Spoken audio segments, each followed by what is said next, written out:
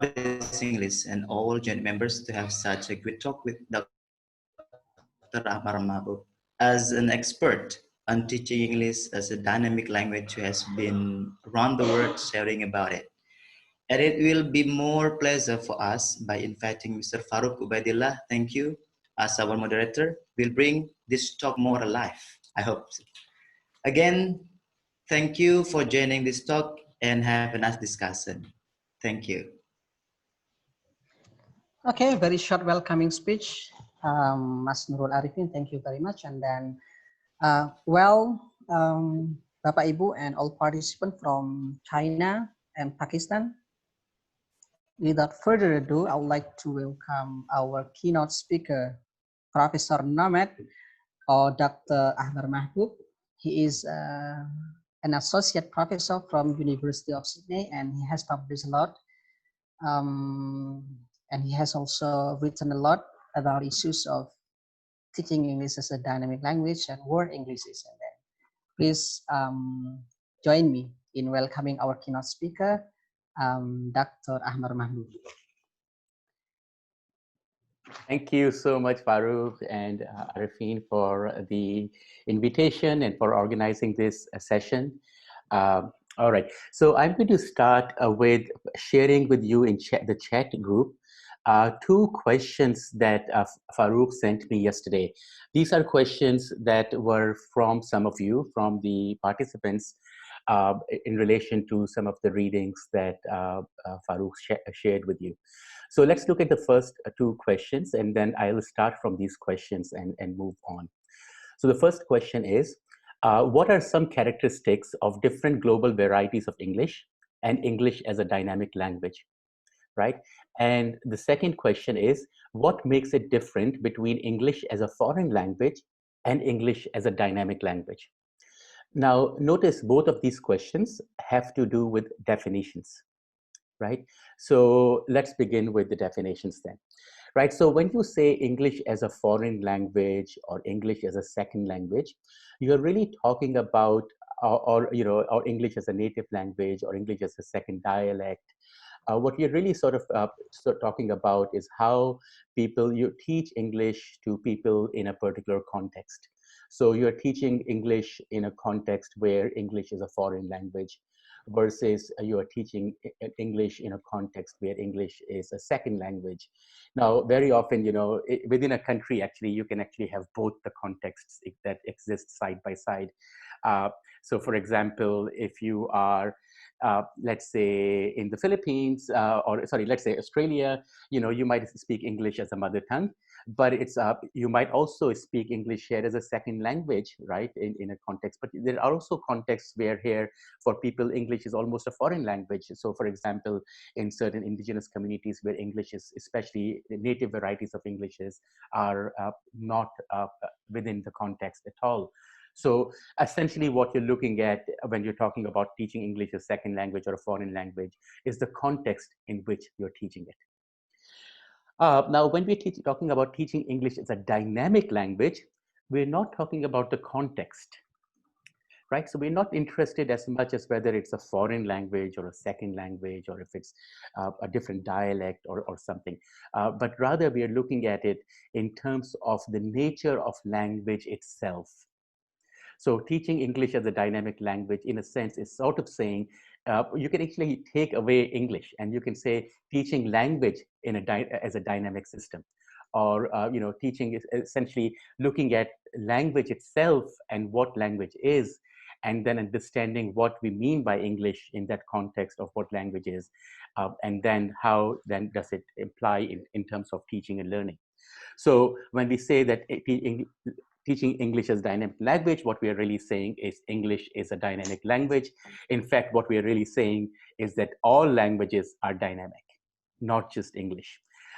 In fact, we can actually take it further, and by saying that if a system is inherently dynamic, and if it is constantly changing and shifting and fluid, then in a sense, we cannot really have a description or a grammar of that language. Sorry, just a second. Yeah. Hey, Dr. Mahmoud, are you ready with your share screen? I will do it in a bit, right? So, I'm just turning off somebody's mic because there was a disturbance. All right, so let me start then by looking at how do we define language in different ways, and what are some of the ways that we can conceptualize language that can then help us in developing ways of teaching and learning the language better, right? And that's what we will focus on. So I'm going to share my screen with you and have a look at a number of things. So the first thing I want to look at is this paper called World English's Social Disharmonization and Environmental Destruction. It's one of the papers that I asked you to have a look at for the session today. Now, I won't look at the whole paper, but I want to start here. And specifically, I want to start with this section on called What is Language? And within this section, I want to focus here on the 4 definitions of language, right? So here are 4 definitions of language. I'll go through them and I'll explain them very briefly, because once we understand them, then the rest of the talk will go quite smoothly, I think.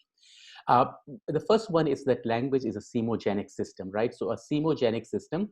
Now, simo means meaning, and genic means creating. So essentially, a system that creates meaning, right? So a language is something that we use in order to understand the world around us, to name things, to name both material and abstract things, to interact with each other using language and creating and generating meanings between each other. And not just with humans, but also, as I was saying just before the talk, we also exchange meanings with non-humans. So for example, if you've got a pet, then you will work and you will create meanings with them. So language is a semogenic system. Now, notice I'm using the word language here, but I actually prefer not to use language in a lot of my work. Now, instead of the word language, I often use the word boli, right? So let me write this down in the chat for you guys. Where did the chat go?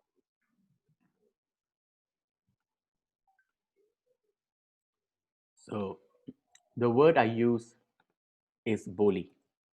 Now, boli is a word that is used across a large segment of South Asia, both in Nepal, India, Pakistan, also understood in Bangladesh and other places. So boli is a sort of a word that's understood very broadly across South Asia. And boli comes from bol. Bol is the action of speaking. So boli means speaking. So essentially, language in my own language, which is Boli, is my mother tongue. In Boli means only speaking. So we differentiate between speaking and writing. Now that's important because spoken language is what is shared between most human beings. Again, of course, some people may not be able to speak or hear, but in general, a large majority of people share Boli. Now, Boli is semogenic, it creates meanings. Now, how it does that is essentially it varies across communities and places, right? So what we do is we use a sign language, for example, also in contexts where people cannot speak, right? So again, sign language is using a visual system to create meanings and exchange meanings. Or you can use Braille, which uses the notion of touch for people who cannot see or hear, to be able to interact with them and create meanings with them, right? So notice how language is then a semogenic system. Boli is a semogenic system, and essentially it's primarily oral, but then it can also be written down in the visuals using different types of writing systems. Right. The second definition is that language is a socio-semiotic inheritance. Now, what do I mean by that? Essentially, if you think about it, it's pretty simple. If I ask you, for example, where did you guys learn your language? You will say, oh, we learned them in our families, with our parents, with our caretakers, with our grandparents. So essentially, Boli is something that we develop in our community, and we learn it from our elders. And so, where do they learn their Boli? From their elders and so on. So in a sense, Boli is an intergenerational socio-semiotic tool that comes a resource that transfers across generations. In fact, if you think about it, it's one of the only systems, it's one of the only resources that is transferred across generations. Many other things are not. So you have language that comes through, and with that language, all the understanding of the world that they have around them. Which brings us to the third definition, and this is an extremely important definition, which is often excluded from common sort of understandings of language, and that is that language is science. Notice here that language is science. It is not anything different. So when we say, what we often think about science in terms of it's essentially, it's very often it's application of sciences in creating things, right? So or methodologies used in sciences. Now remember that a methodology is different from what a fundamental science is. So what does a fundamental science do? It creates categories and classifications. It gives us names, it gives us labels, it gives us ways of sorting things out, right? And those classificatory systems, if this, are the basic of essentially all ways of studying things, right? So in any of the sciences, so for example, if you were to take, for example, biology, then in biology, you've got categories. You've got different type of animals, you've got different type of plants, you have different species. All of them have names. Guess what? All of these names are based in and grounded in language. So the categories in science are essentially categories in language. They are not distinct, right? And it is the language that creates those categories, and that happens in all languages, not just English. Now, the difference between English and other languages is essentially a question, more of a question of the context or the range in which the language evolved. Remember, language is a socio-semiotic inheritance, which means it evolves and develops over generations, right? Essentially, it's not something that just happens to have been created all of a sudden, but it evolves in time and is transferred across generations. And remember, it's created by people. Language doesn't exist for us outside human communities in this way, right? So Boli for us, for humans, is something that humans create. So that Boli is not something that exists outside us in our sense, right? So when Boli is us, and what that means is that depending on where we live, our Boli will explain and illustrate and have names for and explanations of things that are around us. So typically, indigenous languages tend to be able to explain in very minute detail and all the various classifications of plant life, animal life, sea life, which exists in their environment. Why? Because they have coexisted for thousands of years with them, and they know each other. And they have names for each other. They know what's good for certain things, what's not good for, what certain things are not good for. They have all this knowledge that is in the indigenous languages. Now, why is English different?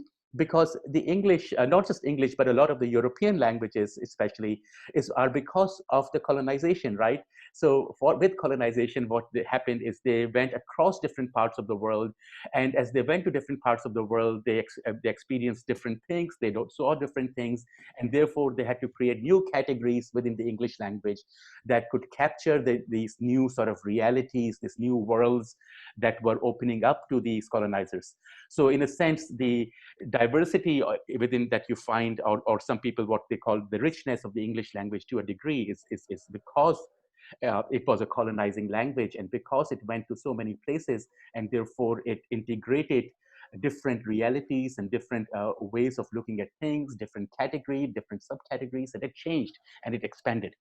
Right. And so that's very important to remember, that language is science, so that every language is a science in itself. And that is also another way sort of think to sort of that comes out of this is to always remember that there are multiple ways of doing science in the world. There's not just one way of doing science. And that, in what people did in the indigenous communities was not folklore, that was science.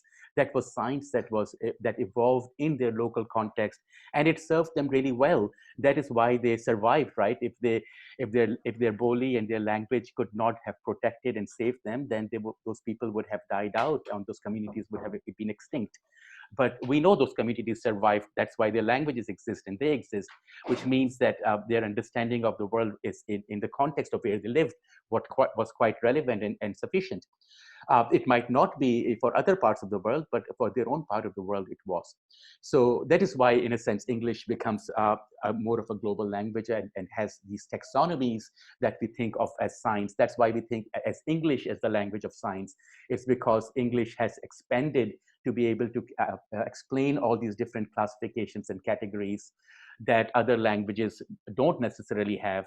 And that's because the people who spoke those languages and developed those languages did not conquer the rest of the world in the same way that the British did and the English did. So that's part of the dynamics as well of English and language that we'll talk about. And the fourth definition, which is very relevant, of course, to our session today, is that language is a complex dynamic system. What it means is that it's constantly changing, it's constantly shifting, it's never static, right? And that, of course, leads to a number of questions, and that also goes back to some of those definitional issues that we were talking about earlier. Right. So when you talk about English as a second language or English as a foreign language, you're sort of thinking of English as something that's a commodity. It's something that exists. It's pre-packaged. There's something called English that you can learn either as a second or a foreign language, or you can teach as a second or a foreign language.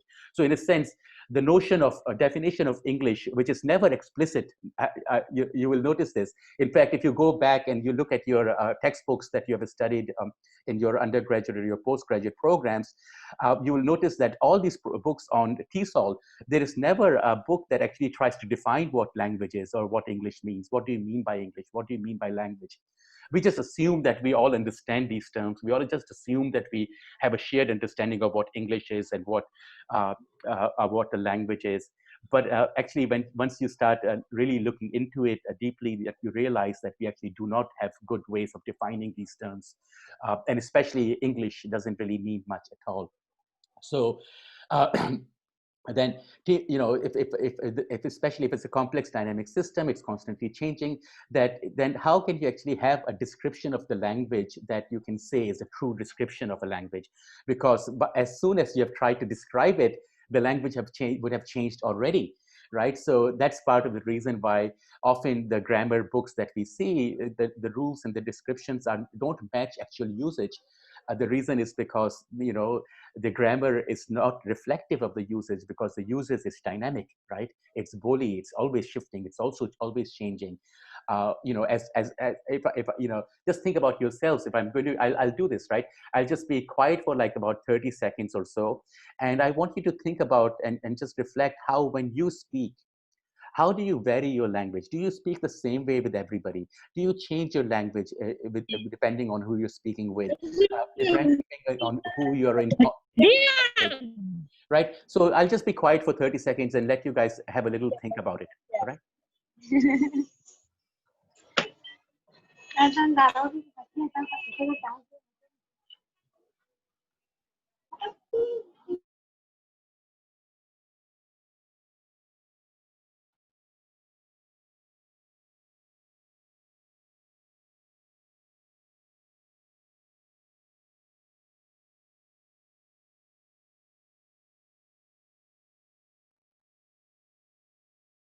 All right. So, you would have to realize that actually what we talk about dynamicity of language and how we change language, it happens in all languages. It's not just in English. All languages, we change language all the time. So, for example, the way that I'm talking with you now is not the way that I talk with Mona. Our language varies. It changes all the time. The way I talk to my mom changes.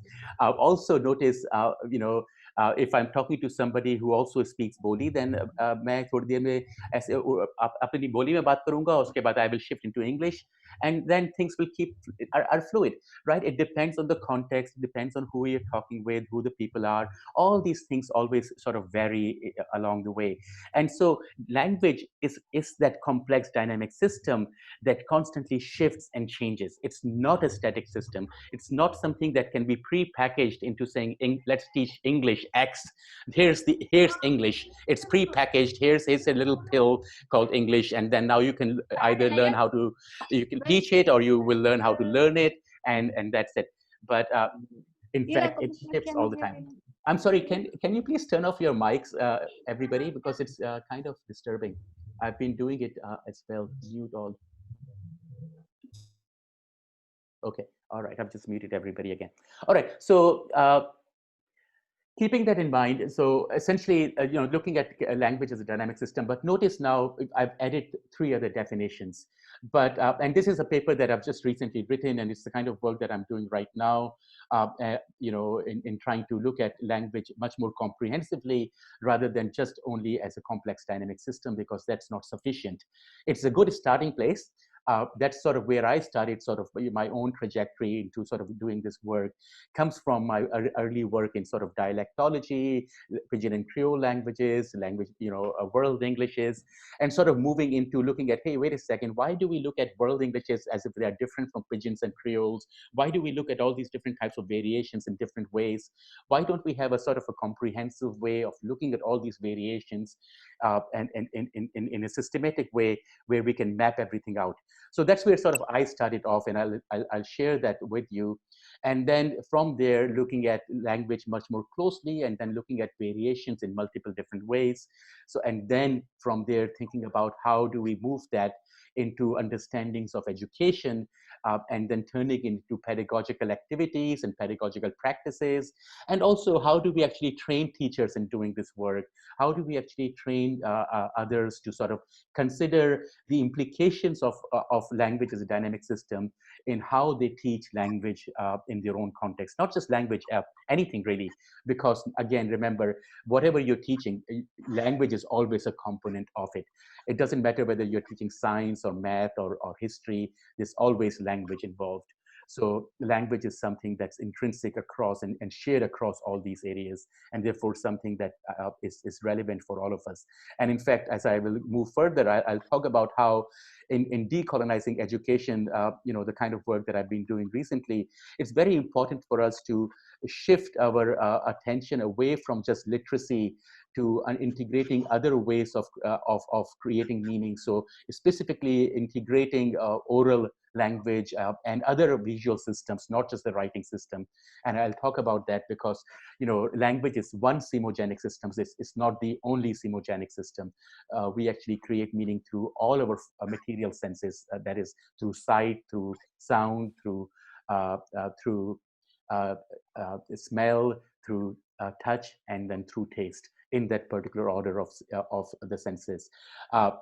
And we use all of those sensory systems to create meanings, and we need to consider all of those sensory systems in our educational context. And I'll just give you a very brief example here. So imagine, for example, all of us are so focused on our curriculum or on our syllabus, on our assessments, on exams, on tests. All of it is around literacy, right? It's literacy, literacy, literacy, literacy. And remember, literacy is only about your eyesight. It's reading, and it's something that you do with your eyes.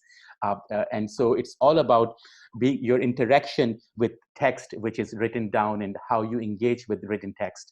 And instead of, and what it does not look at are all the other sensory systems that are also sort of working together at the same time simultaneously to create meaning. So for example, if your students are in a place where this smells really bad, I've been to schools in Pakistan, in Karachi, which are next to a sewage, right? Open sewage, and it smells rotten and bad, and I wondered, how can you really focus on literacy and reading and all these things when, you're living and you're staying and you're around this really smelly place, and your mind is getting numb because of the bad smell in the area.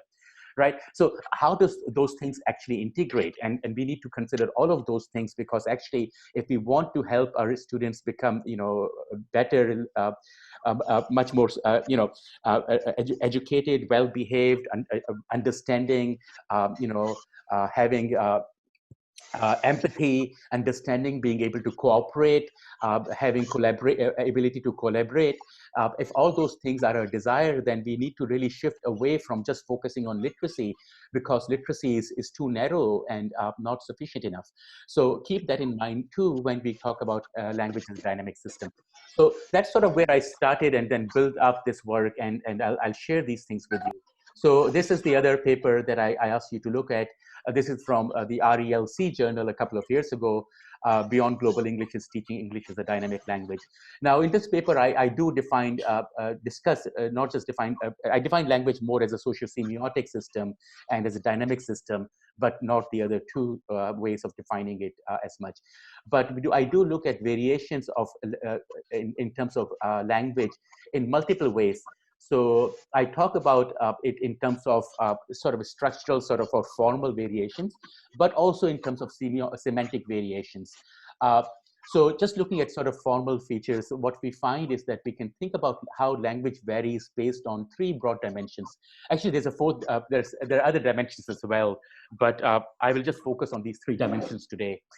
So one of them is this axis, the user dimension. The user is essentially us, who the people are, right? Who you are and who the other people are that are engaged in an interaction, and the relationships between them. If you are talking to somebody very close to you, you will have a very shared and personal kind of a language. But if you are talking to somebody you do not know well, or if you're talking to people who are in a different sort of environment from you and may have different sort of regional variations in language, then you will use a more formal or a globally oriented language, which is, for high social distance. So in a sense, we use more sort of, formal language in high social distance context, and we use more informal language in low social distance, right? So that's one dimension. The other dimension is the use dimension, essentially saying whether we are using language in terms of everyday contexts, or are we or are always dealing with specialized and technicalized contexts.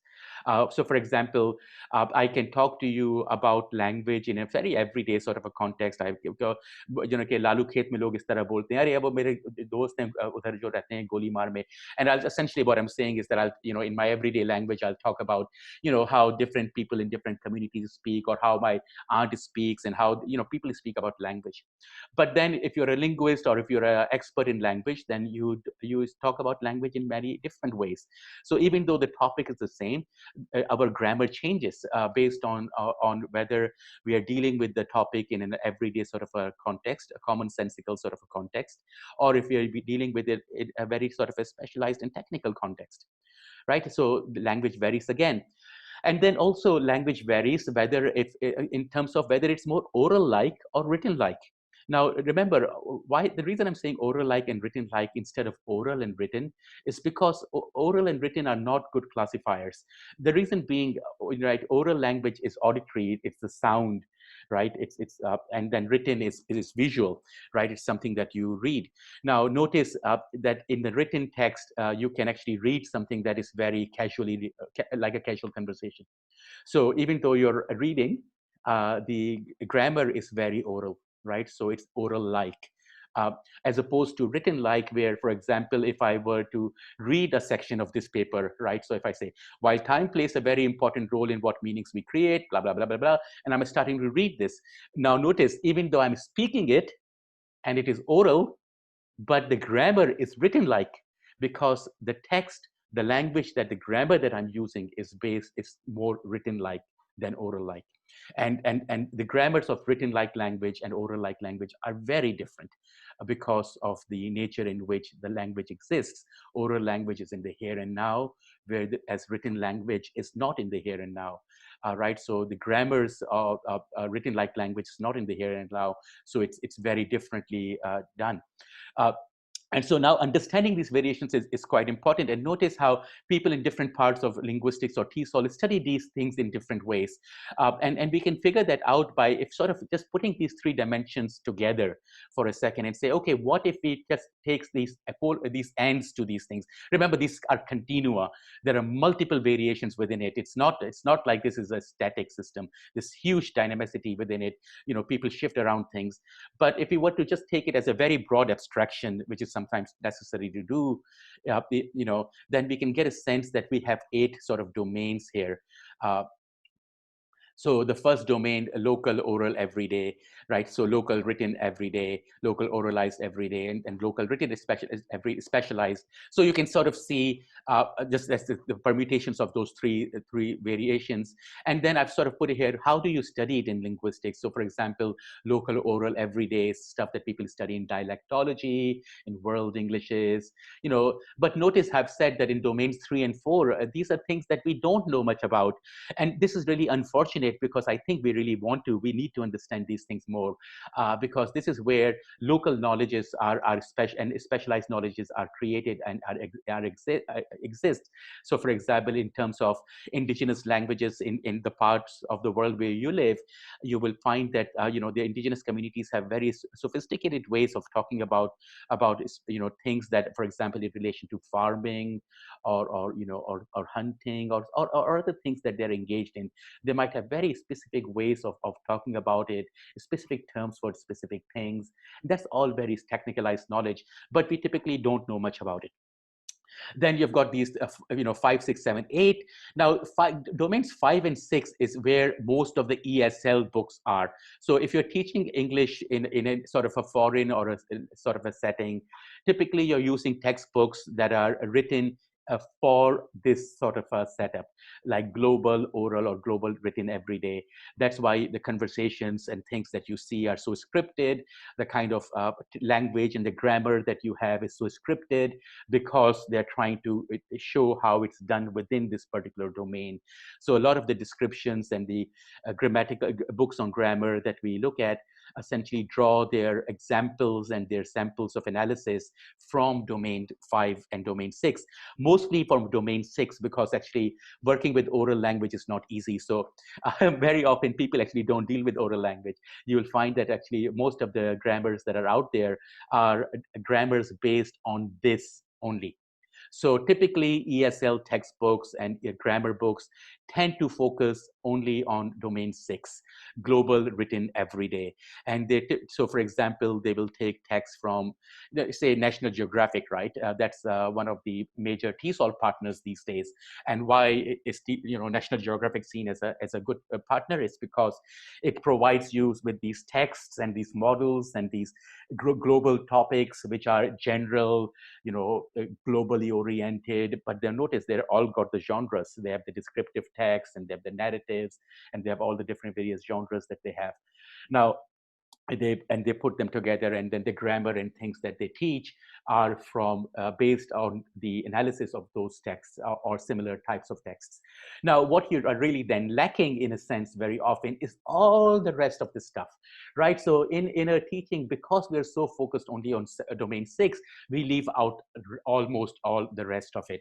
Now, this has serious implications, especially, for example, for those of you, if you've come, for example, to Australia to do your master's or went to the US, a lot of people from international context, when they come to sort of the US or Australia or the UK, have quite a difficult time adjusting to both the social life and the academic life. And that's partly because, they have never really been, introduced to or understood language in terms of domains 1 and 2, and how the domains 1 actually can vary very much across different parts of the world and where they are, and sort of engaging with those understandings. But also because they have not really been introduced and taught domains 7 and 8, which are the more specialized domains. These are the kind of stuff that you need at college level, at the university level. So if you want to be able to succeed well professionally, you really have to have a control over the grammar of domains 7 and 8. And notice these are typically excluded from most teaching around the world, which focuses on domain 6. So what it means is that students are not necessarily ready to deal with the kind of texts and produce the kind of texts that they will be required to within an academic context. And then that actually creates problems. This is also why, for example, as a formal co-editor of TESOL Quarterly with Brian Paltridge, we were very often asked by people. I was very often asked by people, "Hey, how come you don't have non-native speakers, or you don't have people from Pakistan ever publish, or you don't have people from X place publish?" And it's a very genuine concern, and when people ask this question, this is a very, very reasonable question to ask. And I often tell them the reason isn't there's no discrimination for at all in how journal editors proceed with these things. The problem lies in the fact that a lot of submissions that come from places like Pakistan or Indonesia or Philippines, or Malaysia, are essentially not written in the right domains. So they're not writing in domain 8, because journals expect it to be domain 8. right? And that is not the language of the papers that are being submitted, and so essentially they get rejected because they don't meet the genre requirements of the discipline and the journal. And this, of course, creates a lot of challenges for all of us.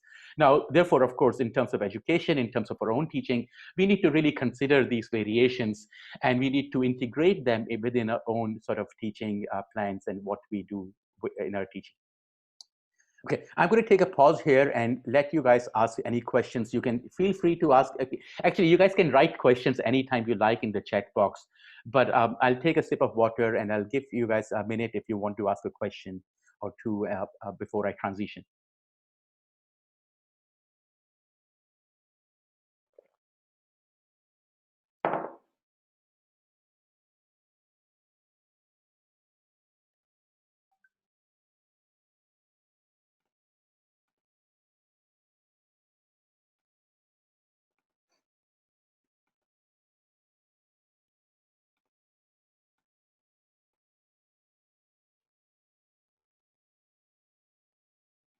All right, so I'll continue then. If you guys have questions, please feel free to post them. Right, just put them in the chat box, and I'll have a look and I'll respond to them. So if you don't have any questions, then I'll move on. I'll continue sharing my screen, but I'll show you something slightly different this time. Now, in the way that I've been trying to work this into a pedagogy, there are a number of different ways, and I tell people there is no one way of doing things. There's always alternative ways in which you can do things, and you should always be, aware of your own context and your own needs and your own, sort of circumstances in how you do things. But in my own sort of work around this, and remember that I teach at a university level rather than in a school level, so of course there's a difference in how we engage with these things. But one of the ways that I find quite useful is that I move away. Now remember, I have to sort of keep these variations in mind, and I always have to keep this goal in mind. Why are we teaching people? Why is it that students come to a school?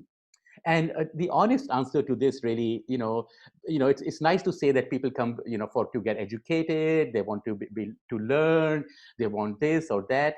But those are nice answers. But very often, people come to school, or people are sent to school because if you don't go to school, you don't get a job. So essentially, the motivation is an economic one. It's essentially we go to school in order to get a job, so that we can get money. Right? Why do we need a job? Because without a job, we can't earn money. And money is essentially the tool, the symbolic system that we use in today's world in order to exchange goods and services, right? So if I want you to do something, or if I want to get something from you, then we will exchange it through using cash or money, or something, right? So money then it becomes money becomes the transactional tool, and we exchange through that. Now that's all fine, but in many parts of the world, especially our parts of the world, whether like if I was born in Pakistan, there are people here from Indonesia, Malaysia, Philippines, Bangladesh, Brazil, and other parts of the world, and we know these parts of the world, a lot of people are poor. Money is not, there's not a lot of money around. You can't get everything done all the time. You can't always exchange things based on money. So in a sense, we have to consider that we need to think about what we want our students to be able to do, that they need to be able to generate their own living. They need to be able to generate their own income.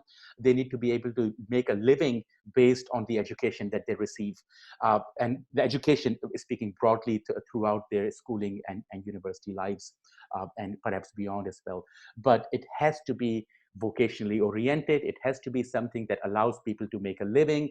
It allows people to be independent to a certain degree, because unfortunately the current ways of education, which are so highly based on literacy, essentially what tends to happen is based out, you go through the system, you go to the school system, you go into the universities, you graduate from the universities, and guess what?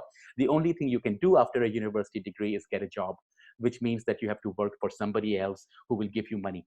So essentially, economically, we are through education we get further tied into globalization and the new con sort of economic models, which are essentially require individuals to work for others for money, right? So that's the economic system that we're part of. But that also, again, if you just look around us, we look around, our neighborhoods, our communities, we realize the unemployment rates are really high. People don't always get jobs. Even if they get jobs, their conditions are not necessarily very good. The pay rates are not good. There's workplace bullying, all those other things that happen. So in a sense, if we could create an educational system by understanding language dynamicity, but also understanding language in a much more sort of a comprehensive way, understanding it as a socio-semiotic system, as a science, as an inheritance, all of those things put together, then we can start saying, okay, so if we really think about language as a dynamic system, then we should be able to integrate it into education in a way that enables our students to be able to do things with language, right? As Michael Halliday said once, language is for the living of life. So if language is for the living of life, then the teaching of language should be for the living of life as well. That through our education, through our teaching of language, our students should be able to do things in life. And that's the goal that we want our education to have. Right. With that in mind, I've been doing something I call the credible approach, or the credible project, credible approach to doing work. And essentially, in all my teaching and in the kind of work that I would suggest that you guys do, and I'll share examples of it with you in a bit, I want you to think about things in terms of a credible approach. Now, I'm going to be quiet. I'll just read through the questions here, but I'll leave this for you here. I want you to read through this just to get a sense of what credible is. It's an acronym, and each one of them is explained here. I'm just going to read questions while you guys read this slide.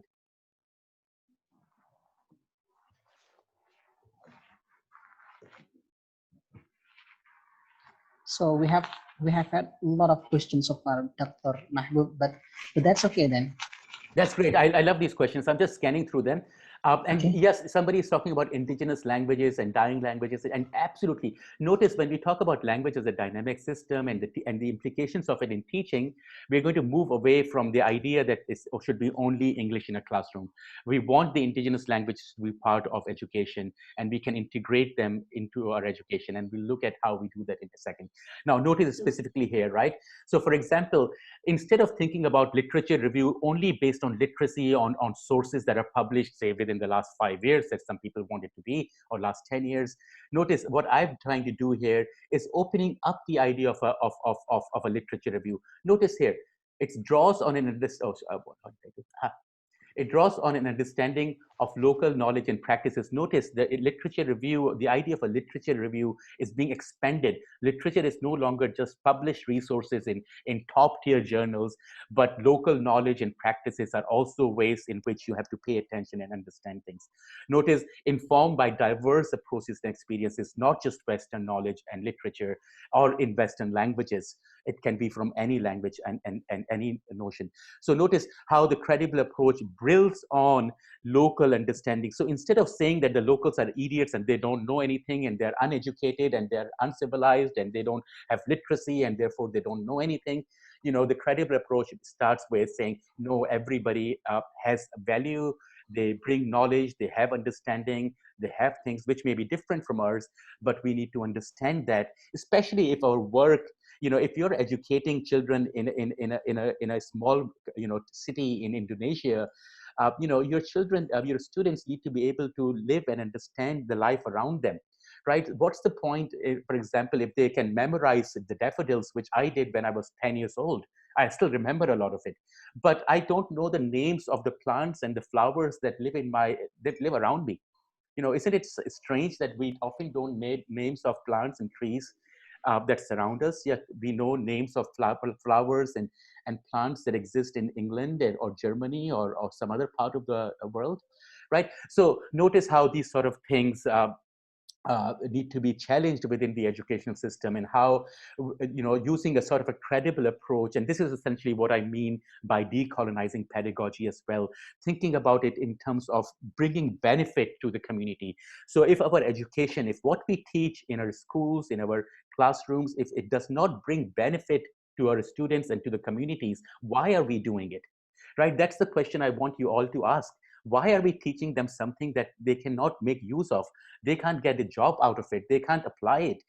They can't do anything based on this knowledge, right? These are the questions, we want to be able to get our students beyond and look at it. Right. So when we look at language in these contexts, when we talk about the context, we talk about the local, talk about the local practices, we also start realizing that, of course, language is integrated into all of these things. We're not talking about nativeness, non-nativeness. That doesn't even exist any longer, because what is native and non-native when a language is a dynamic system, right? So if a language is a dynamic system, the notion of a nativeness doesn't exist, right? And that's, again, goes back to the notion of Boli. It's like, if Boli is a shared human resource, then there is no question of nativeness. Everybody is a native speaker of Boli, right? Everybody speaks language, and because language is dynamic and varies, therefore it is always, we are always native. So that whole question is these are constructed questions, right? So notice how this notion of nativeness sort of comes out of context, like English as a second language, English as a foreign language. Why? Because, going back, English is a commodity, it's a packaged thing. English is this, therefore English belongs to somebody, right? So if English is a thing, it's an object. If it's an entity, then it is something that can belong, entities can belong to certain people, and therefore certain people are native of it, and others acquire it or are non-native. I really dislike the term acquisition, and somebody is, I don't want anybody ever to teach second language acquisition. If I can do that. In fact, at the University of Sydney, that was one of the first courses I stopped teaching, second language acquisition, because it's fundamentally flawed. Why? Because you can never acquire a second language. It's theoretically impossible. Why? Because think about it this way. What do you acquire? Acquisition means acquiring something you do not have, right? Now, language is something we already have. We have language. We are developing it. We are expanding it. We are not acquiring it. It's not, and you can only think of acquisition if you think of language as an entity, right? If you think, and that is why the traditional work in SLA and traditional work in TESOL is highly problematic, because it thinks of language or English as an entity, as a noun. But language is not a noun. Remember, Boli comes from bol, which means speak. Language is verb. It's a verb. It's an action. It's something that we do. You can only language orally in the present. You cannot speak in the future or the past. You can only speak in the present verbally, right? I'm not talking about writing, because writing, again, is slightly different. But notice, if you want to write something, you again have to write it in the present. You can't do it in the past or the future. So it's always in the moment, in a sense, right? And if we consider that to be an understanding of language, then language is not an entity. It's an action. It's a verb. Therefore, you cannot have boundaries like the way that they typically tell us that English is this, and you teach English as this entity to these people. In fact, that's not how it works, because language doesn't work that way. Language is not an entity. It's an action. It's something we engage in which we do, and therefore we are all native of language. We all speak language as a native, and what we are doing when we are talking about English is we're learning English, or we're developing English as, in a sense, an additional resource to the language that we already have. Right? We expand our linguistic resources. We expand the way that we can say things. We expand the way that we categorize things. We expand our categories and classifications. We expand our ability to do things with language as we develop our language. But it is not acquisition.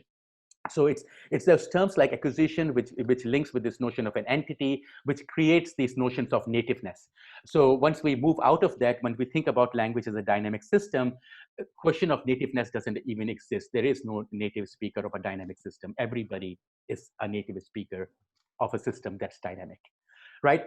So keeping that in mind as well, so sort of building this into a credible approach, and sort of this is what I take into, and then I build up, get my students to work around understanding how we then shift this into pedagogical context. How do we consider these things into creating material and resources for our students? Now, to best do that, and also to be being aware of time, I'm going to show you guys a short video. It's a presentation that I recorded just a couple of days ago. You can see it here. It was recorded on 3rd of June. That's just 2 days ago. And This is a presentation that done by two of my students in my master's class. This is a first semester group of students. So notice the 7002, which stands for Language, Society, and Power, is essentially a unit that the students take in the first or the second semester of their studies. So they come into this course with no background in linguistics or anything. Many of them come from different backgrounds and different things. And notice how they are adapting this and applying these sort of things that I'm talking up to you about in their context of planning, developing projects and developing things for people. Now, let me just play it for you.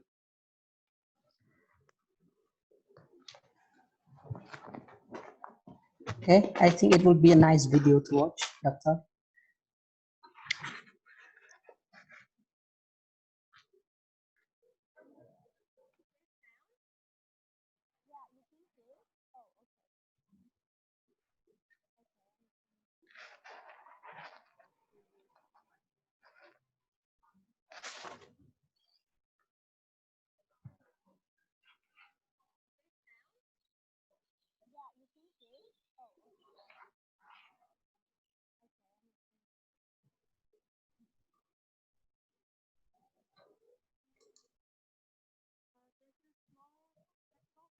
Oh, shucks, sorry.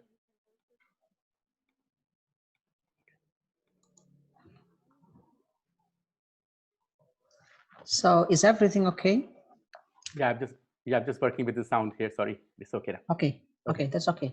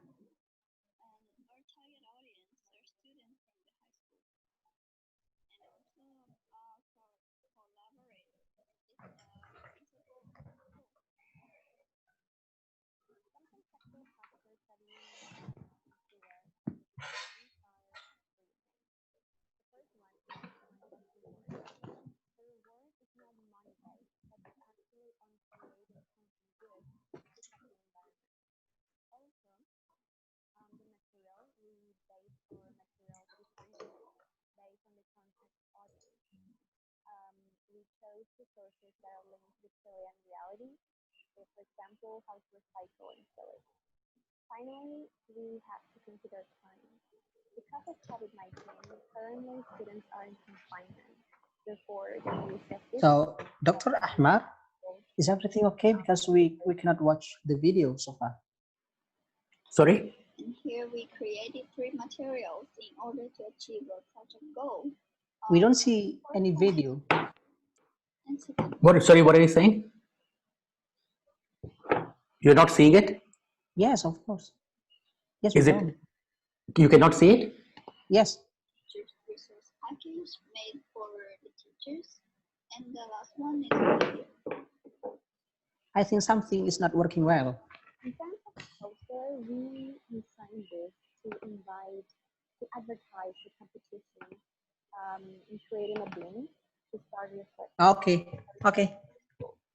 In terms of the social semiotic senses, we use pictures and colors to call students' attention and also to give them an idea for the project.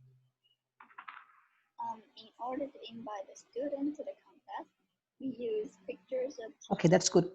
They are actually speaking to students, and pictures that show a recycling bin in contrast with a regular bin can give students a sense that bins made with recyclable materials are one thing.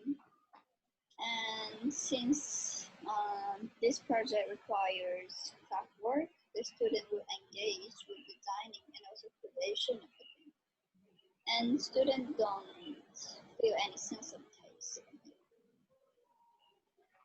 Recycling material is a teacher resource package. We created this material for the teachers to use with their students in order to engage them with the context and also teach them about the importance of recycling.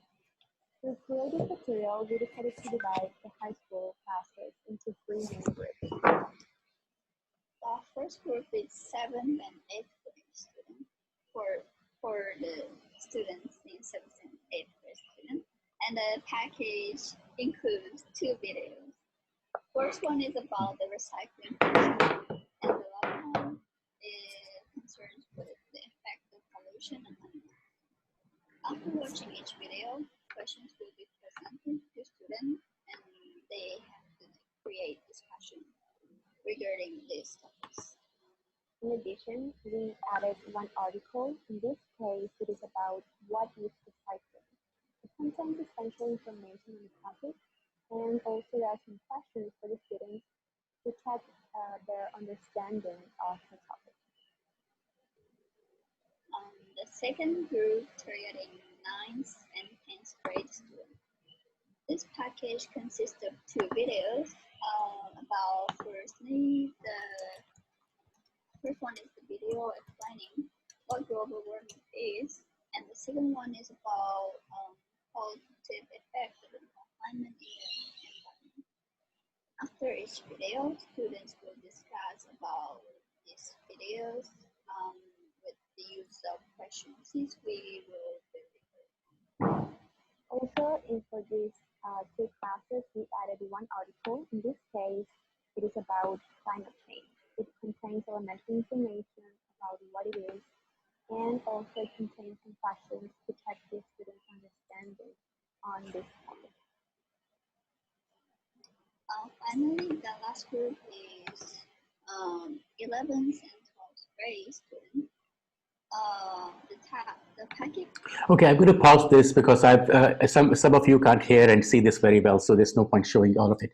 But you've got a sense, right? So you notice how instead of focusing just on reading and writing, what the teachers are doing are creating projects where the students have to do something, right, in order to create. I mean, in this case, because my students are here and they're working with the school in Chile, they've created it as a sort of a competition because they're not necessarily there.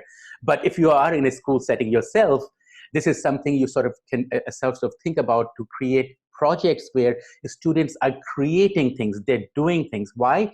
Because you want the kids to be able to move around, engage with different types of knowledge, realize that we learn to read in order to do things. Literacy is a tool in order to achieve goals. It is not the means, the goal by itself. Now, this is something that I often explain to my students in detail, and I'll share this with you, and I'll just update you. So what I tell my students is this. You can, of course, think about the world in many, many different ways. There are different ways in which you can classify and categorize things. Now, one of the ways in which we can classify the world is in terms of whether, if things are infinite or they're finite. So certain things are finite, right? Example, water is finite, right? Land is finite, wildlife is finite. But then there are certain things that are infinite. For example, money is infinite. Knowledge is infinite, right? These things are infinite. There's no end to it. So if you differentiate between these two systems, the system that is finite and the system that's non-finite or infinite. So for the infinite system, don't make those, anything that's in the infinite system should not be a goal. Instead of thinking of it as a goal, you can think of it as a resource. So what am I saying here? That knowledge is not the goal of education.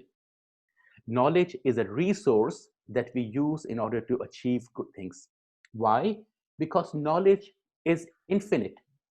Nobody can ever learn that is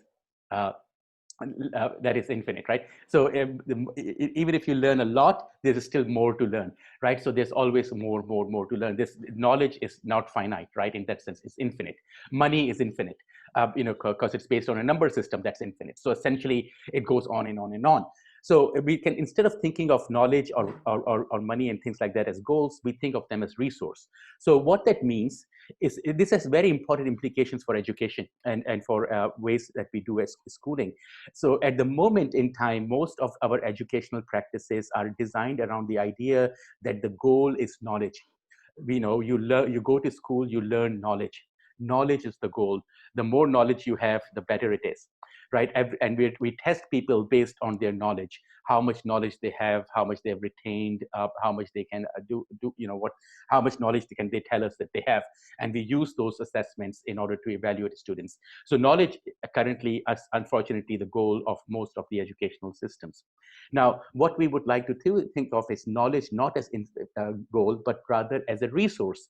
Now, what does that mean in terms of education? What it means in terms of education is that instead of giving students X amount of knowledge, we teach them how to access the kind of knowledge that is relevant to them and apply that knowledge in a context to achieve certain goals. Right now, if that is what we teach them, that knowledge is a resource that we learn to use, and so therefore we learn how to identify what kind of knowledge we need. We need to know where to find that kind of knowledge. And remember, knowledge is vast. It's not just stuff that's written in books. While that is part of knowledge, there is other knowledge that is not written in books. It's not in English, it's in other languages, right? So all of that is also knowledge, and that knowledge is a resource, and we use that knowledge in order to apply it in order to do certain things. So the bin project, for example, that I was sharing with you is of that nature. The goal is for the students to design a bin made out of recycled material that can actually be produced as a bin that will be used in the school. So the school is setting up this competition where the students will work, remember, notice all those packages, right?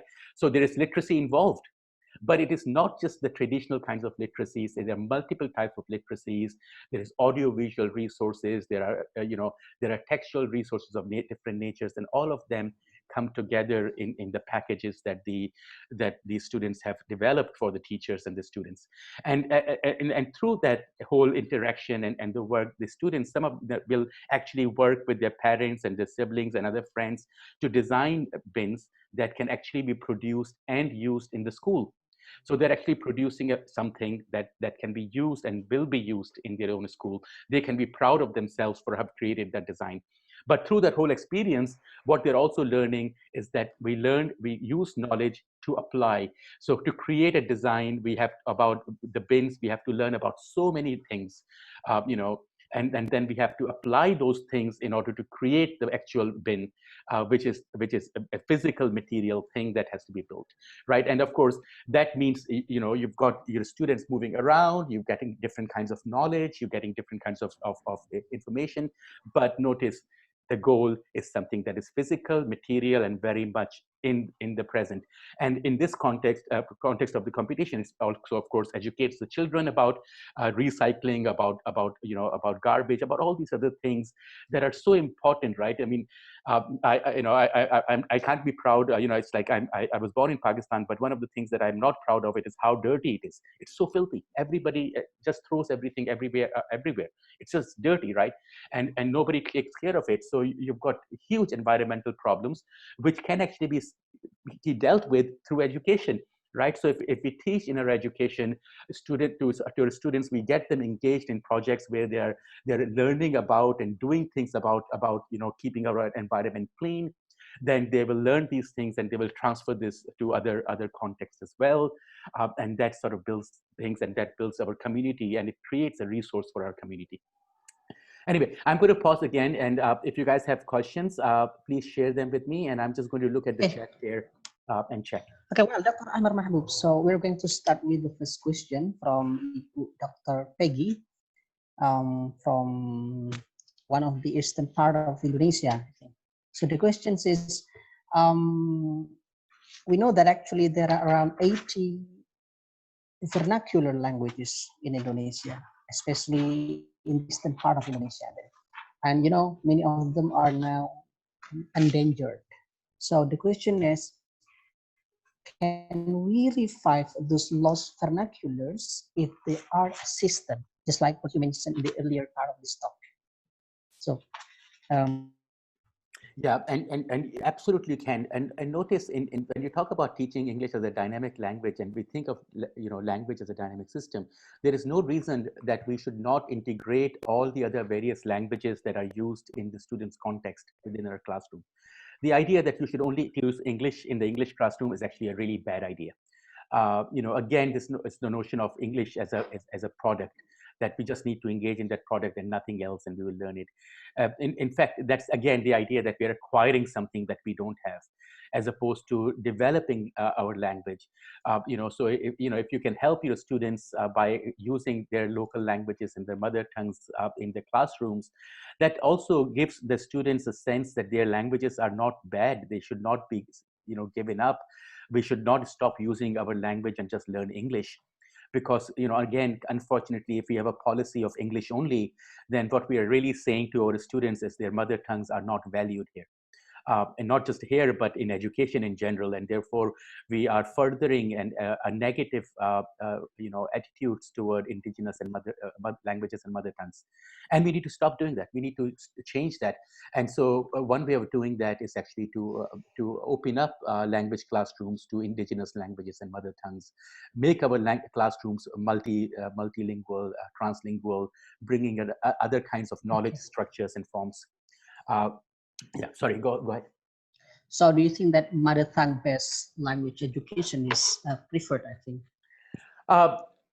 The term mother tongue based multilingual education, it's a very technical term. Okay. It's sort of used in the Philippines and places. It is good and it's not good, because there are many problems with it. Because when you say it's mother tongue based multilingual education, what you're really saying is that the goal is still English. Okay. Right, so you haven't really Right. changed the goal. So there's a problem there.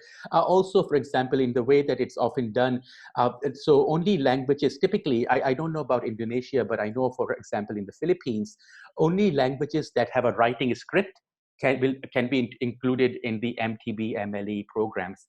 So if a language doesn't have a script, it will not be included.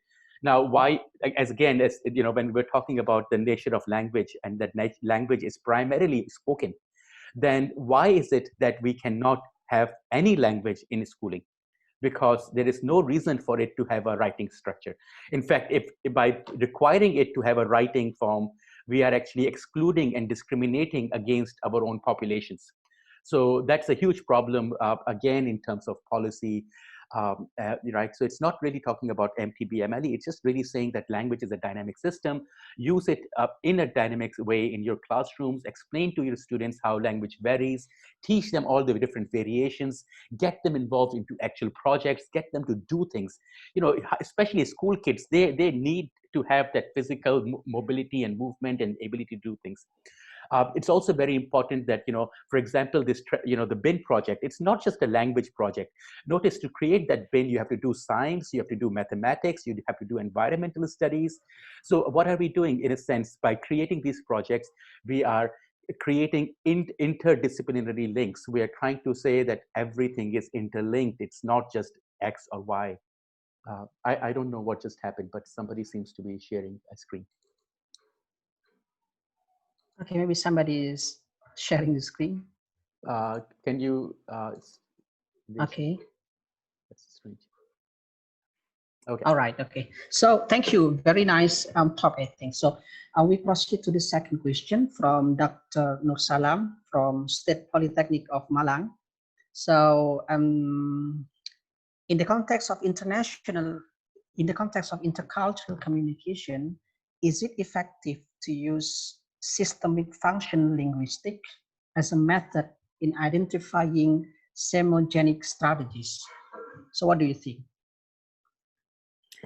Now, you have to sort of think about what systemic functional linguistics is, right? Now, Okay. systemic functional linguistics is an approach to language that takes language which defines language as a semogenic system, right? So it understands language as a semogenic system. It focuses on the meanings that are created. So, of course, when you come into cross-cultural or cross-cultural sort of interactions, you can look at them from that perspective, but one of the things that I actually sort of suggest to my students, and you would probably have noticed it from the short extract of the project I shared.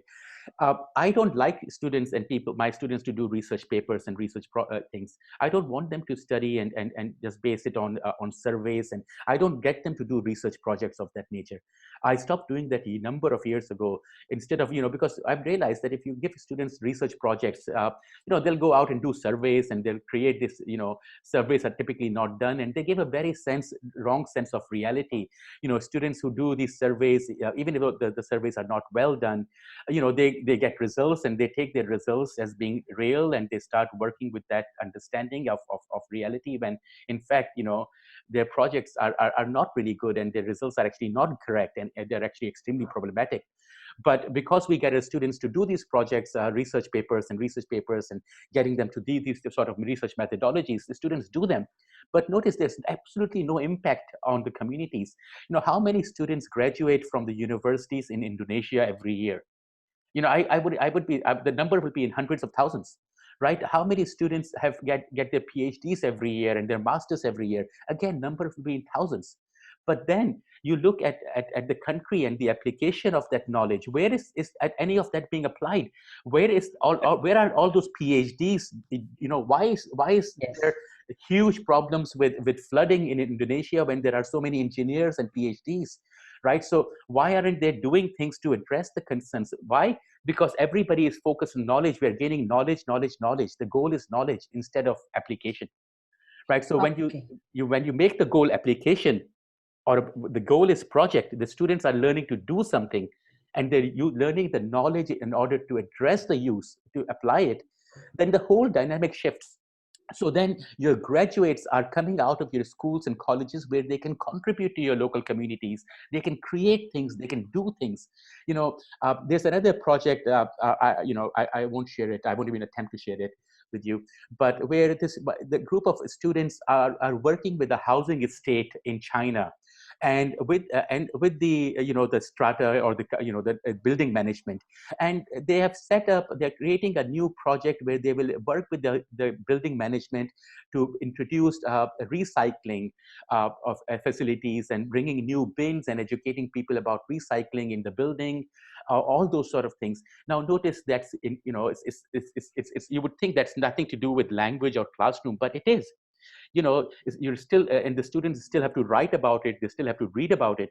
But notice the goal of the students' work, what they will do in my class this semester, is going to make a difference in the buildings, in a building system in China.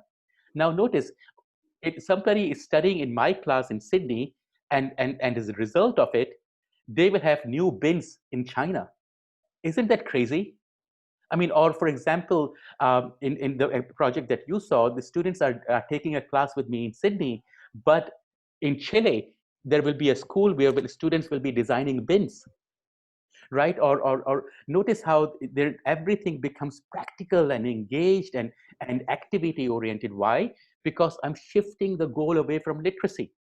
Now, I will share a screen again, and then I'll go back, and I'm sure there's other questions here as well. But I want to show you one little thing before I forget. Now, this is from my essay, Colonization 3.0. Again, I've asked you guys to have a look through this. I won't go through the whole essay. I want to just focus on here, this part, little part here. Okay, so this is saying that decolonization is a complex process, but we can have multiple ways of achieving the goals as 6 features that we can base our work on. Now, what are these features? Our education should not be consumed by the goal of spreading universal literacy. Now, what I'm saying here is that literacy is, of course, very important. But if you think about, and in our countries, in our places of where we live, literacy has been around for a very long time. It's not like people in Indonesia, or what is now called Indonesia, or what is now called Philippines, or what is now called Pakistan or Bangladesh, or India. People in these areas already had literacy. But notice, literacy was a distributed skill within a community. So some people had literacy, others did not. But having literacy was not a measure of your standing. You were not considered to be smart because you had literacy. You were not considered to be wealthy because you had literacy. Literacy did not serve the purpose of creating a hierarchy in a society. Unfortunately, today it does. Literacy has become a measure of hierarchy. And I think we need to move ourselves away from it and rethink ourselves. It's something where literacy is a distributed skill within a community. Yeah, everybody has basic literacy. Of course, basic literacy is extremely important. But beyond that, there's no reason why everybody should have, domain 7 and 8. They can have domains 3 and 4. They may not necessarily even have to worry about, those domains, because they can apply it in acting, in doing things. They can be designers and create things and do things, and have skills. And skills, of course, will have their own specialized languages, which will be domain 3 and 4, not 7 and 8. 3 and 4 are achievable. 7 and 8 are very difficult to achieve, right? So instead of trying to set up goals which are 7 and 8, of course there's a lot of power in it, but for most people it's also not achievable, which means that they fall through the cracks and they get nowhere. So they don't get 7 and 8, and they get nothing else as well, and they don't have the skills and the technical abilities and the practical skills to actually do things, and therefore they get stuck, and they end up in really poor jobs where they get exploited for very little money. Right. So to move away from this, we're thinking about it in terms of, don't be consumed by the goal of spreading the universal literacy. Of course, we need to have basic literacy and we need to have it, but some students will have strength in it. Other students will have strength in other things. You might find some students have strength in graphic design. Some students have strength in sort of songwriting or music. Other students have strengths in other sort of ways of expressing things. Now, all of those ways of knowledge production should be equally valued into our own context. Why? Because our education should not be designed to only prepare people to work for others, because that essentially means that we are leading our students into future slavery to the corporations, right? So we have to move them away. We need to consider the needs of the community and then train the citizens to learn to address those needs, right? It is what you need in your community where you live. You know that better than I do. What are those needs that you need your students to be able to do? That's what you should train your students to be able to do, because then your students will achieve those goals and your community will address those needs, right? Notice 4, values all forms of knowledge and skills, not just ones included in textbooks and in colonial languages, right? It's designed to make people independent and able to manage their own needs and resources. Because if you make your students independent, and then they will have strength, as opposed to we are making them dependent. They're making them dependent on literacy, where we fail them and they get low grades and their motivation is low. So if we shift that and we get them to do activities, then you will realize so many more students are motivated, and they're engaged and they're doing things. Why? Because you're not forcing them to read stuff that they're not interested in, right? You're getting that out Yes, of the right. system. You're changing them, you're replacing it with other things and other kinds of readings and other kind of knowledge, and things, right? And by doing that, you're giving them independence and you're giving them self respect. Because unfortunately, again, our educational systems, one of the things they're really good at is stealing our children's self-respect. Our educational systems and how they grade students essentially steal the self-respect and make them feel like failures. And that's a horrible thing to do to children. Imagine if you grow up like I did, realizing that I was a poor student. I never got good grades in school. In fact, I failed my Urdu exams multiple times because, and notice Urdu is my mother tongue, but I failed it because the kind of knowledge they wanted is not stuff that I'm interested in. So by using education to devalue human beings and to show them that they can't do things, why are we doing it? We are actually making our own people weaker. So by shifting that again and making it activity based and making it things where all of our students can shine, then we're giving them confidence and we're boosting them and we're telling them they're good. And by that changing that, essentially you're changing the outcomes of education, and therefore the outcomes of what will happen in the country or the community in the long run.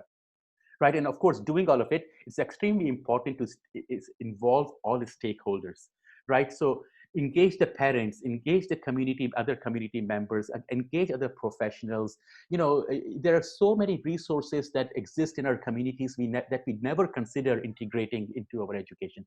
Just think about how many electricians and plumbers and all these, carpenters and computer designers and software designers and all these different people that exist in our community, right? Why are they not engaged in the education of our children and teaching them things? Why is it that we separate everything out, we divide everything? Now, remember, one of the principles of colonization was divide and rule. And notice how our educational system perpetuates that notion of divide and rule. We divide our children based on age groups, and into based on sex and sex, based on age, based on gender, right? Based on abilities. We constantly divide our students. We divide our subject matters. We divide our class hours. We divide everything. We structure everything in certain ways, which are so repressive, right? Instead of thinking about how everything is integrated, which is our indigenous ways of knowing, right? Talking about indigenous systems, even if we don't think of language, indigenous language for a second, just indigenous knowledge systems. Indigenous knowledge systems were always holistic. It's not like our language and our thoughts and our mind and our culture and our ancestry are all different things. They're not. They're all part of who we are, right? And it's the whole person. So notice how Western education divides us. It breaks us up. So it takes our language and calls it linguistics. It takes our mind and calls it psychology, takes our culture and calls it anthropology or cultural studies, takes our social systems and calls it sociology, right? So, and then all these specialized ways of doing studies are all abstracted out of reality and out of the individual. So, there's no interrelationship. So that's why, for example, within linguistics, people study social linguistics, and in sociology, people study, the sociology of language. In our linguistics, people study anthropological linguistics, and in anthropology, they study the, linguistics, the anthropology of language. Notice how there's all these overlaps or across all these disciplines. Why? Because of course we are individuals. Everything is part of us as a whole, right? So the very idea of dividing a person up, dividing the knowledge, dividing the areas is a very English and a European way of creating knowledge. Now, sort of last thing, sort of where I'll end here as well. So sort of going back, and when I was talking about language as science and language as socio inheritance, when we talk about language as science, what we are then saying is these categories and then these shifts in these sciences and the ways that we see the world impact the people, right? So for example, if in our indigenous languages, very often we don't actually have a term for example, religion. Most of us often borrow the word religion into our own languages, or we mistranslate it into another term in another language. But notice, religion is really a category, right? Religion is a category that comes out of the colonizers, just like their biological categories. Why did they need a category called religion? Because they were going to different parts of the world and they were looking at different peoples and different ways of believing and doing things. That's why they generated a category called religion. Most indigenous cultures and communities did not need that category because we didn't need that. Instead of that, we had networks and we had categories of interrelationships. So we had interrelationships between different communities and different people, and the interrelationships allowed things to be harmonized, right? So when you divide things, harmonization breaks down. And notice that in the English and European ways of doing science, there are only essentially two ways in which you create categories, either genealogically or through structural and functional variations. That's the only two ways. So either they will do it genealogical relationships. So for example, X language is related to Y language as a sister language or a parent language, or the structures of X language are like Y language, right? So essentially creating these distinctions in studies based either on genealogy or on structure and function. But notice, Western sciences do not look at interrelationships. So they're not looking necessarily at the interrelationships of the various organisms that live within an area, or the various different languages that coexist in harmony and balance within a particular area. But rather than that, they break it up, they name everything separately, and they divide them. And through those divisions, we create a false sense of security. We get a false sense of specialization. We think that we are an expert in certain language acquisition without realizing that what we are actually doing is essentially unethical. So, right, so people talk about ethics in research, about like getting people's approval, getting participant, approval for doing the projects, all sorts of sort of stuff. But they don't ask this question: is doing SLA research by itself ethical? And I would say it's unethical. It's unethical to do SLA research because it's not credible. It doesn't lead to it's unethical. It is unethical to do SLA research itself. Forget about the methodologies. The very subject is unethical, right? So notice how we assume these subject matters are good for us. Why? Because these are taught to us in the Western universities, and because we model our own education on Western universities and Western schools without really realizing what they are doing or why they are doing it. We are actually disturbing and destroying our own indigenous ways of doing things, our ways of thinking about things, our own categories, our own ways of creating harmonies, interrelationships. All of that is disrupted. And that's part of what I've talked about also in this essay. It's a long essay. It's quite a long essay. It's a 4,500 word essay on colonization 3.0. But you can see, as it sort of comes together. Sort of, I'm conscious of the time, so sort of wrapping it up as we started off talking about definitional issues, moving from there into language as a dynamic system, looking at a bit of the dynamicity within language.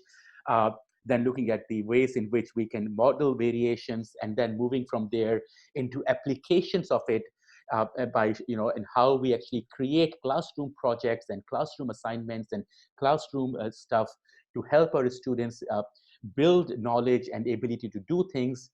And essentially to do that, we're moving, we've got these 6 ideas here, but then also, as I've shared with you before, we've got the credible approach, which sort of puts it all together, and then and then applies it in the context of education. So, as you know, these readings are already up on the academia pages.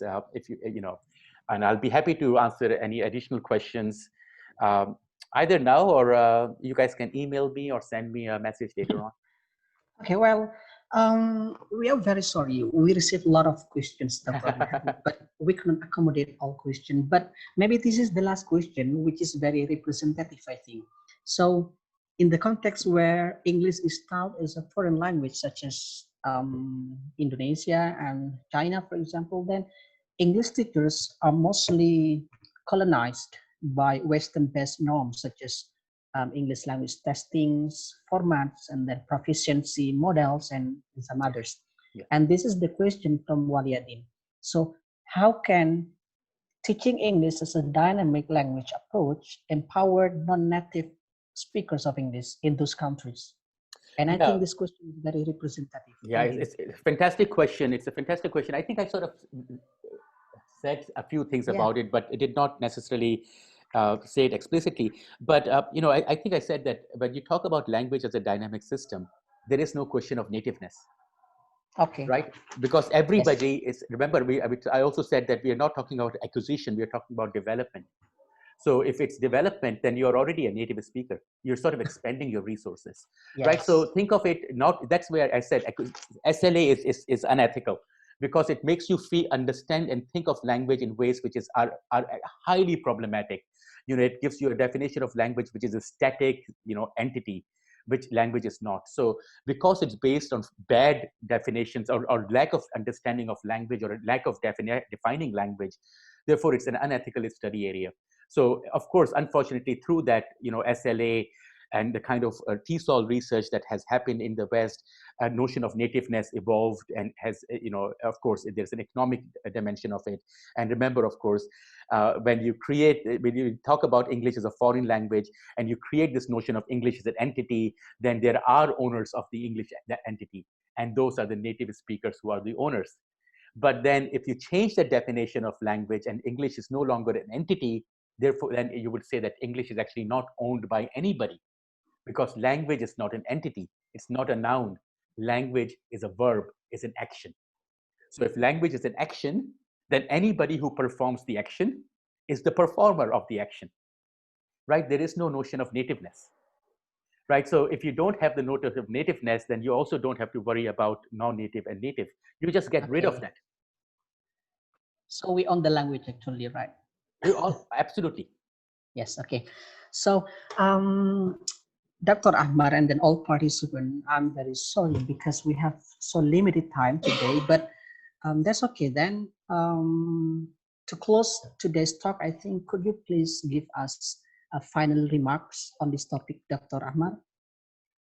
Maybe around 1 to 2 minutes then. And after that, I'm going to unmute all participants to say hello to each other. Yes. Okay, please. Sure. Yeah, I'll keep it short. As I think the key takeaway really here is that always remember that language is just one aspect through which we create meanings and engage with each other. We create meanings through food, through smell, through touch, through all forms of sight, through all forms of sound, not just language. And to just think that education is only about literacy, it's only about learning to read and write and speak and listen, essentially is a very reductive way of thinking about language and language's relationship of language to our existence and to our well-being. The key thing here is that language is something that is about our well-being. If it does not enable us to stay well and achieve independence and do things, then we are being cheated into a system that will enslave us further to the colonizers and the exploiters.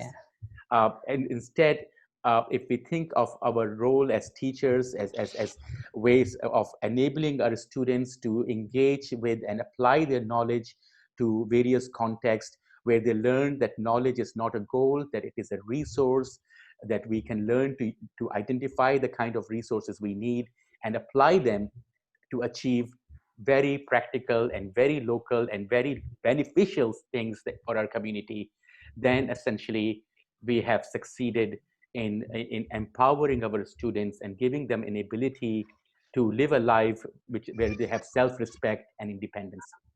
And if we are able to do it, then I think we have really achieved the purpose of us being educators and teachers. And I think that's what we really should remember.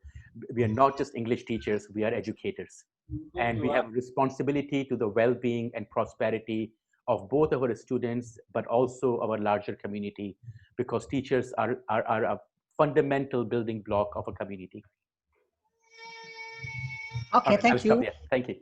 Very enlightening final remarks, Dr. Mahbub. Then, so ladies and gents, I can sum up that our today's talk is about how we try to understand that colonization of knowledge is about surrounding us. So we have to be aware and then try to empower our own self using our local values. Okay, so thank you very much for attending our discussion today, and you all may unmute your audio, please. Then we can say hello to each other. Or maybe you would like to say hello to Dr. Ahmad then, please. Hello, Dr. Ahmad. Thank you, Dr. Ahmad. I just unmuted everybody. Oh, this is great. I love it. Thank you. It's great. Everybody's, yeah. Thank you, everybody. Thank you, everybody. Thank you so much. Thank you to all. Thank you. Thank you all. Thank you. Nice to know you. Nice to see you guys later. Thank you all. Mar, Thank you. for your assistance. Wait for another one. Terima kasih Dr. Ahmad. Thank you. Selamat po. Selamat. Thank you. Selamat. Thank you very much, Dr. Ahmad. Thank you. Selamat. Good job, Faruq.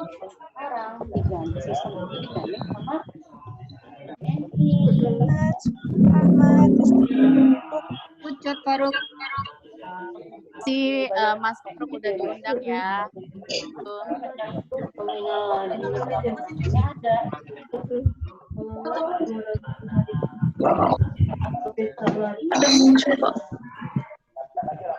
Thank you.